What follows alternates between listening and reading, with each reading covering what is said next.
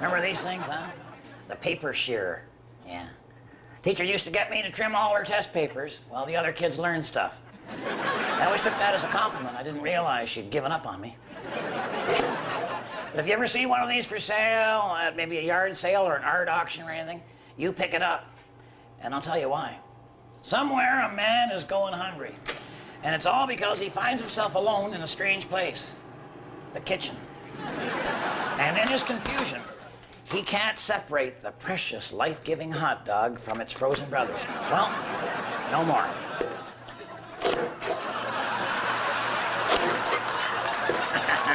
And for dessert,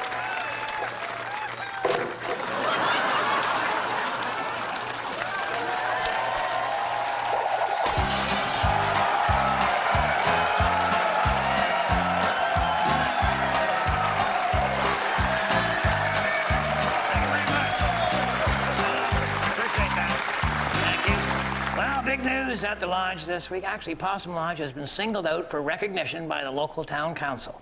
Oh yeah. Apparently, we are the #1 source of air pollution in the entire Possum Lake area. And they got the satellite pictures to prove it. We're #1. We're number one. I got a solution to the pollution problem. Have you ever heard of the Kyoto Protocol? Is that like the Honda Accord? No, the Kyoto Protocol. It's an international agreement to cut greenhouse gas emissions. Well, why would I care, Harold? I don't have a greenhouse. Greenhouse gas emissions, they're created by burning fossil fuels. You know, like lawnmowers and outboard motors and leaf blowers and snow blowers and possum vans. Anything that burns gas. I'm not shutting off the possum van when it takes me 45 minutes to get it started. Yeah, I know, but here's the good part, okay? With the Kyoto Agreement, you're allowed to trade off. Yeah. So what you do, if you have like a lot of pollution in one area, you can balance that by cutting pollution in another area. Oh. And next to the lodge, you know who the biggest polluter is? Gotta be Stinky Peterson.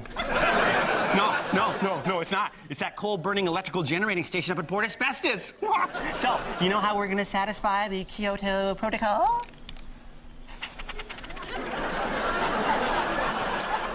We plead insanity?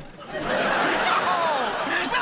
We're gonna make a windmill. We're gonna generate our own power. And if we build it big enough, we can generate enough power for the whole town. Do you mean to say we'd get free power and be able to sell power to the rest of the town and be able to make something huge and dangerous all at the same time? Boy, I think you've really done it this time, Harold. Well, thank you very much.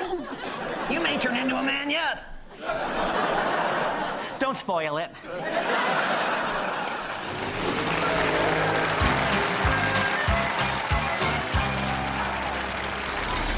It's time for the Possum Lodge word game.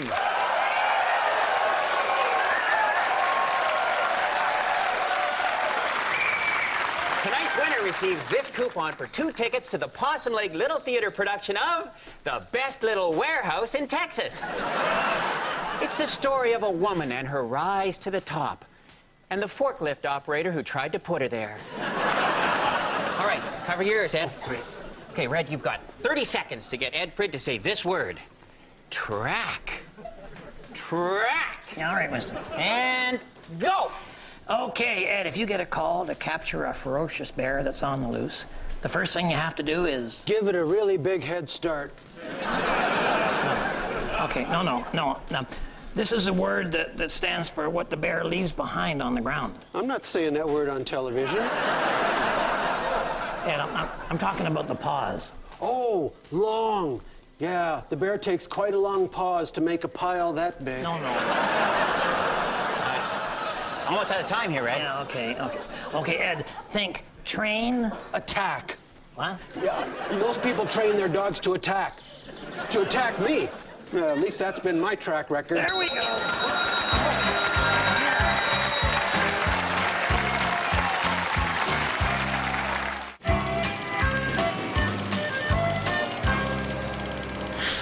Welcome to the expert portion of the show. This is where we address the 3 little words that men find so hard to say. I don't know. That's true, isn't it? Okay. Today's letter goes as follows. Dear experts. La, la, la, la, la. Lately, my teenage son has been hanging out at the mall, smoking cigarettes and slacking off. My husband won't discipline him because he does exactly the same thing. Is there some way I can encourage my son to be a better person? Well, you know, teenagers are kind of like firecrackers. Your best bet just to stand way back and cover your eyes. No. That's just ignoring your responsibilities. Yes, it is. Uncle Red, you can't just stop being a parent. Well, you know, I would have to agree with Harold on this point, Mr. Green. And as you know, it hurts me deeply to say that. You have to involve your parents if you're a teenager. Like, I remember when I was a teenager, it would have been so great to be able to talk to any one of my dads. Yes, Mike is absolutely right. You have to keep open the lines of communication. Yes, and you have to be very aware of who your son is hanging out with, especially his girlfriend. Well, you never had that problem, did you, Harold?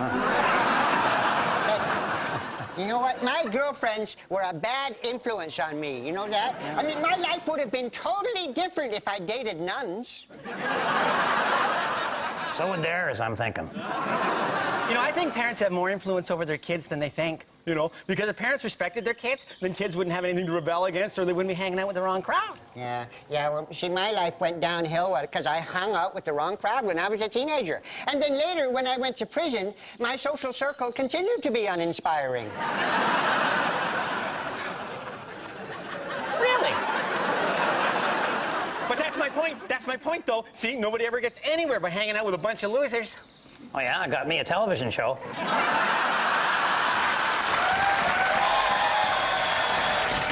Let me show you what happened to me the other night. Batteries went dead in my TV remote. That happens to me a lot, especially during the playoffs. But when I popped out one of the batteries, it flew through the air. Again, this is just a reenactment. And dropped right into a can of root beer that I was forcing myself to drink because there was nothing else in the fridge. Imagine my surprise at what happened next. And when I touched the can, I got a shock. Yes, very similar to what just happened in our reenactment. So then I thought, hey, why don't I hook up my test light and see what happens, huh?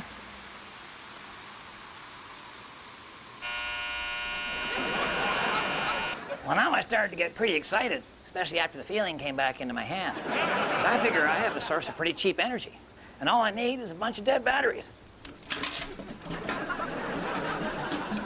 I looked the whole thing up in the Encyclopedia Idiotica, and what had happened was the acid from the pop was acting as an electrolyte, and that was dissolving the chemicals in the battery, generating an electrical charge. So today on Handyman Corner, I'm going to use this new knowledge, it's accidental knowledge really, which most of mine is, to make myself an environmentally friendly electric truck. Okay, my first step was to install a kiddie pool, slide and all, into the bed of my pickup. I got it filled up with water. Now all I have to do is add the acid. I'm gonna go with vinegar, or as we call it around here, Buster Hatfield's homemade wine. But you know, that's not gonna give us enough juice, so I'm gonna throw in a little caustic soda. That's drain cleaner to you and me. Talks right off to Winston, so he'll never miss this. Okay, I took the motor out of Bernice's washing machine, used that as my power plant. Luckily, the original gas engine had dropped out when I slammed over the speed bump outside the senior's home. So one of these cables becomes my ground wire, and the other one here, that's my live wire. Now, for my speed control, I wired the motor into this dimmer switch off the dining room chandelier. This is the future you're looking at right here, folks. So remember, if the women don't find you handsome, they should at least find you handy.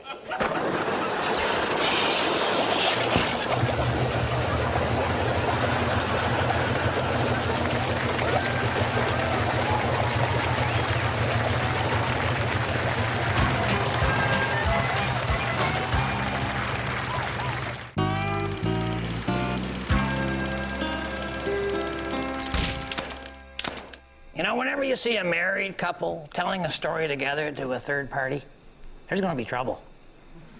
Now, the one person who's telling the story, usually the wife, she kind of becomes like the prosecutor. And the one who the story's about, always the husband, well, now, he becomes kind of like the defense attorney. and the listener, usually a friend or a neighbor, well, that person becomes the judge and the jury. And these trials have no rules. You don't have to present evidence or provide witnesses or even tell the truth. I mean, the two fake lawyers, first of all, they start with their summations, and then they just kind of interrupt each other whenever they want, trying to get the judge to see it their way. And the poor judge has got no hard evidence to go on, so they just end up siding with whoever they like better. And their friendship goes out. So I tell you what, whenever you and your wife have a story to tell, never tell it together. All right? Let her tell it her way to her friends, and you tell it your way to your friends. Neither one of you is telling the story the way it actually happened anyway, so it doesn't really matter. And if you ever get into a situation where by accident you end up telling the story together to somebody, ask for a recess, take your wife aside, settle out of court. Remember, I'm pulling for you. We're all in this together. When the air around your place is so green it glows, and your once friendly neighbors have all become foes, call me and I'll be there quick with my hose. No need for directions, I'll just follow my nose.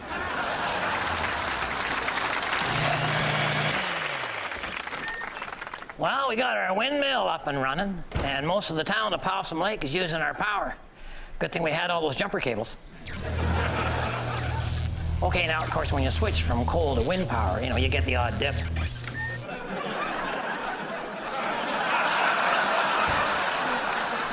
It's all right. Yeah? Oh, there's not much of a breeze today, Uncle Red. Harold, just relax, eh? Nobody can push us around anymore, huh? Wanna know why?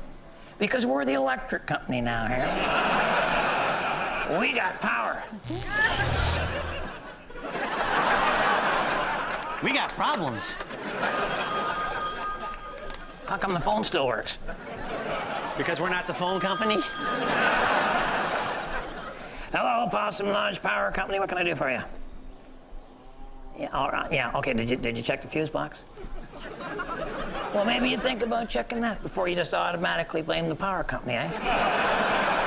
Yeah, right. Yeah, you have one too. Bye. Oh, man. You have reached the Possum Lodge Power Company. For service in English, please hang up.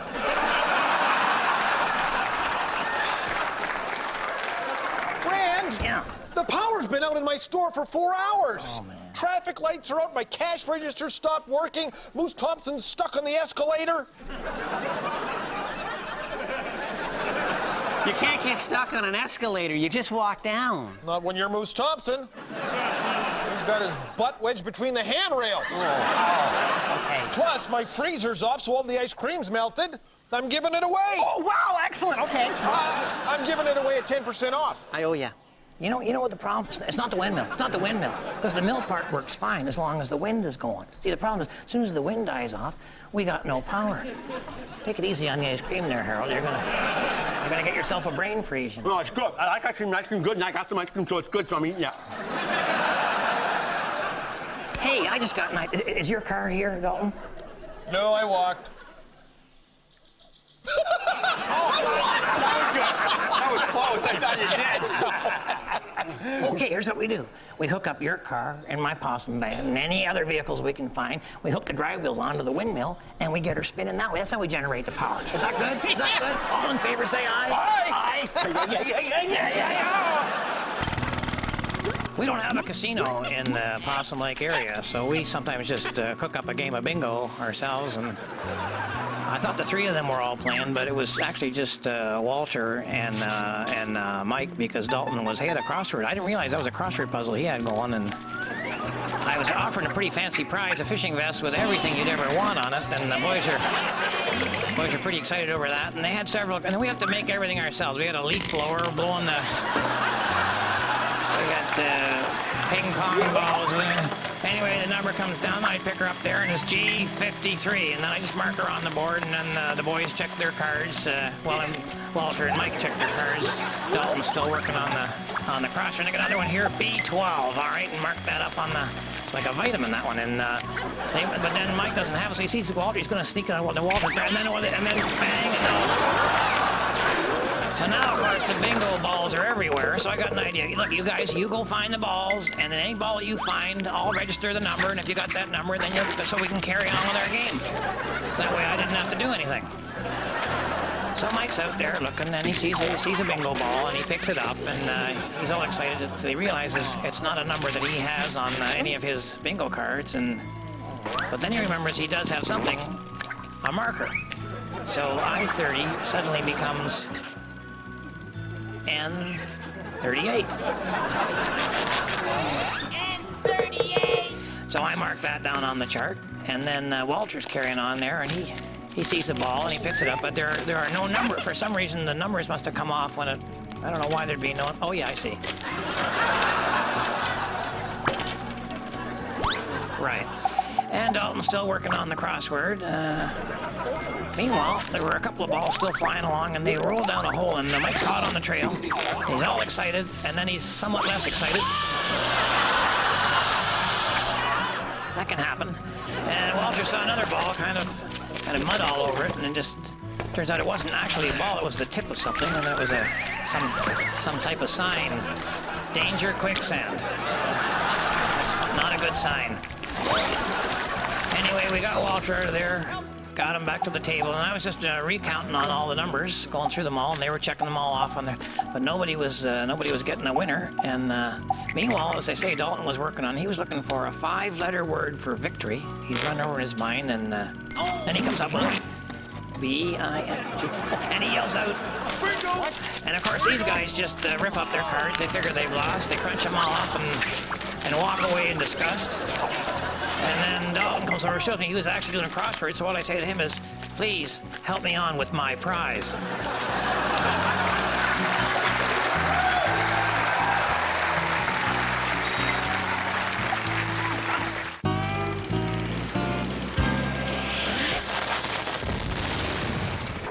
You know, my wife's real good about letting me have a few buddies over to watch the football game or go for the indoor pizza eating record or whatever. The only thing she asks is that I get them to use coasters. And believe me, these are guys who can't afford another strike against them. So I tried using some of these thick coasters, just spreading them around the table in kind of a random order. Then the guys kind of get their glass half on, half off. Next thing you know, you got a tidal wave of beer coming off the coffee table and intoxicating the dog. Then I tried a deal where I glued my old Irish Rovers albums to the bottom of a few glasses. The problem there was every time the guys took a drink, they thought they were going blind. Then I got the idea of cutting the lids out of tin cans, because they're not too big, but they're nice and thin. But still, I needed a way to make sure that they're always under the glasses. So I glued a fridge magnet to the inside of the bottom. Idiot-proof, or even better, idiot-ready, huh? Oh, and one more thing. You know, people who don't use coasters are the same kind of people that tend to leave stuff lying around when they're gone.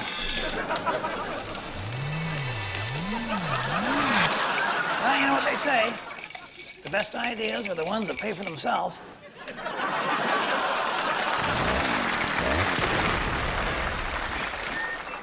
Okay, we're all set to fire up our motorized windmill. We got about 7 vehicles powering the unit. We had to lay a couple of the SUVs on their sides, but they're used to that. Now, Harold insisted that we hook all the engines up to this remote starter. That way nobody has to stand too close, which saves you being called in as a witness later. We good to go there, Harold? Harold, are we good to go?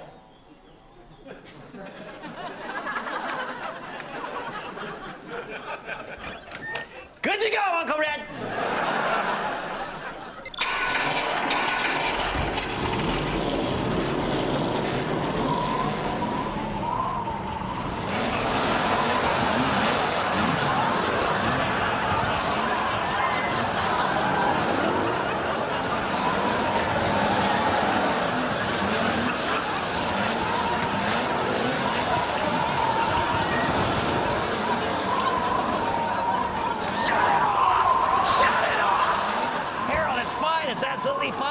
This is how we should have generated the power in the first place, eh? Huh?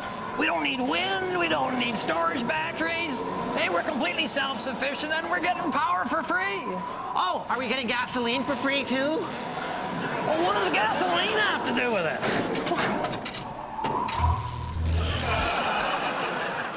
Why is there always a catch? Hey, Red, good news. What? City Hall says that we got the best air quality index in 10 years. Yeah, the lodge is back in the good books. Hey, you're polluting more than ever. Oh, I know why. It's because of the windmill. We've blown all of our pollution up to Port Asbestos. You know, Harold, you never want to be downwind of a big polluter. And you'd know that if you'd ever gone on a canoe trip. Meeting time. Yeah, you guys go ahead. I'll be right down. Oh, man. All right, now, my wife is watching. I'll be coming straight home after in the meeting.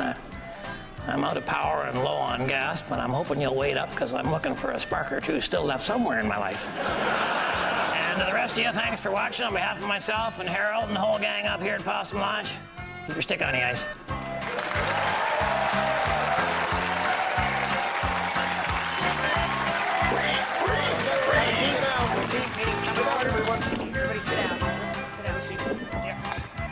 All rise.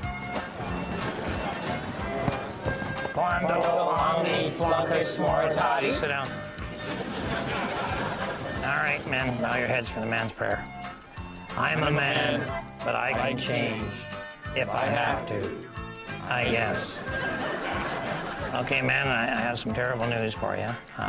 I'm washing my hands of the whole windmill project thing, and we've gone back to paying for our electricity.